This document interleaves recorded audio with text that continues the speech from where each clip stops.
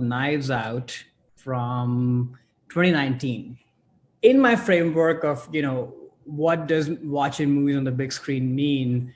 The first thing that I really thought of was this communal sense of watching something with a whole bunch of strangers. And there's nothing better than laughter and suspense that really does that. So I really wanted a movie that signified that. It's sort of poignant, like we were saying, that this is only 2 years ago, or 2019. I am terrible at mental math, but not too long ago, where this happened, where I watched this movie in a packed theater in the first few weeks of when it came out, and it was delightful. And I think to me, it comes back down to great actors, people whom you are very familiar with, want to see playing people who are also deeply rooted in reality. Like you have your influencer lady in Toni Collette, you have, Jamie Lee Curtis playing this self-made woman within quotes. So these are relatable people, but they're also heightened all within the context of this murder mystery whodunit. So to give you a little bit of a log line for people who haven't seen it, a detective investigates the death of a patriarch of an eccentric, combative family. So, this is obviously in the long tradition of a whole bunch of whodunits.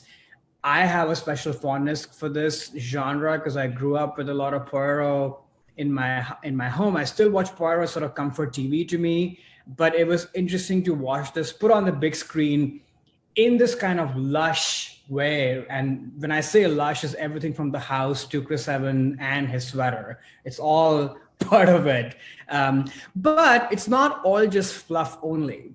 And I think that's what's unique about this movie is that, yes, it's funny. Yes, it's well done, well acted, but it's playing with real themes that we care about.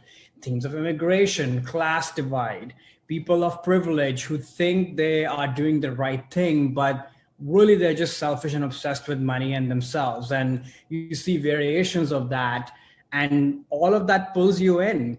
And then at the center of the movie is Ana de Armas, who I'd never even heard of before.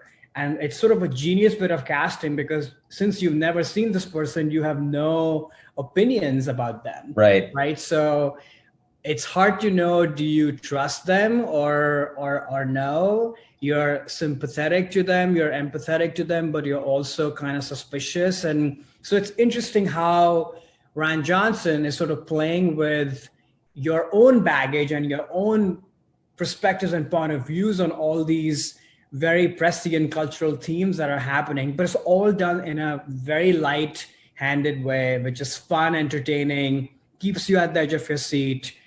And then, of course, you have a little bit of Benoit Blanc played by Daniel Craig, who is just ridiculous, but it just all somehow comes together. So I love this movie. I don't know how much repeat value this movie has. I tried watching it this week, and after a little bit, I was like, okay, I know what's happening. And it's not even about the whodunit aspect. I think there's something about the first time punch of this movie that just cannot be replicated.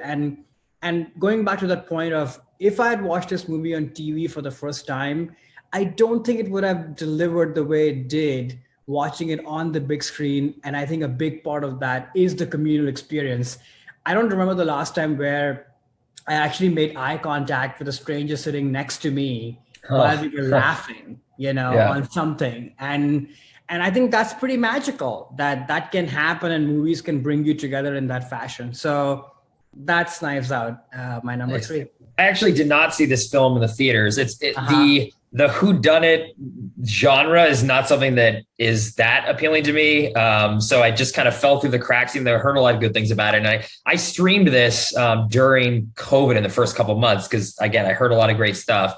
And then watched it, really liked the movie a lot. I thought it was interesting how the quote unquote twist, like they gave away kind of half of the twist really early on in the film, and explaining that, she was involved in the death of the she being Ana de Armas was involved in the death of the main character or the father figure in the film. And that maybe that was the only twist, but then there's that extra twist at the end around Chris Evans, which was cool. And I guess, was the How was the audience response to that? Was it like the whole theater gasping? Was it seem to be like, or was it mainly that the responses was more on the comedic elements that you were seeing? All of it, right? The gasps, as well as the comedic elements and how true to form these people feel, but they're also a little bit heightened. Yeah.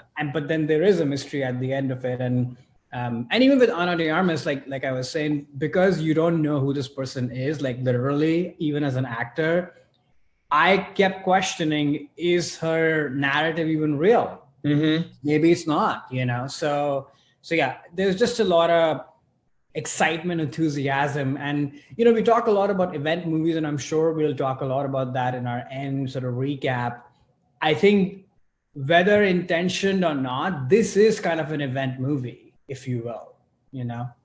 That's true. And it is actually interesting, just going back to what we were talking about in the intro with just the shifting landscape, that this was a movie that was released in theaters, Lionsgate distributed the film, and it was very successful financially. And then Netflix actually bought the rights to all the sequels. They're going to make a whole big franchise out of this. So it's a small movie that did very well that's now being turned into a franchise for a streaming platform. I mean, who knows whether Netflix will do a theatrical release for Knives Out 2. So it is kind of interesting, actually, that this was on your list. I think you could make some connections just to the overall business about what's going on in Hollywood and distribution with this franchise. Totally. I was going to get to that for sure. Like, this is case in point of the shifting landscape. Hey there, it's Alex. If you like the review and discussion Karan and I just had, make sure you subscribe to our channel, Movies That Shaped Us, to get full episodes. Every other Wednesday, Karan and I cover a topic around important people, places, events, and moments in our lives, and then explore it through 3 of our favorite movies. Subscribe right now, or follow our podcast on Spotify or Apple Podcasts via the link in the description below. Hope you join us for the journey.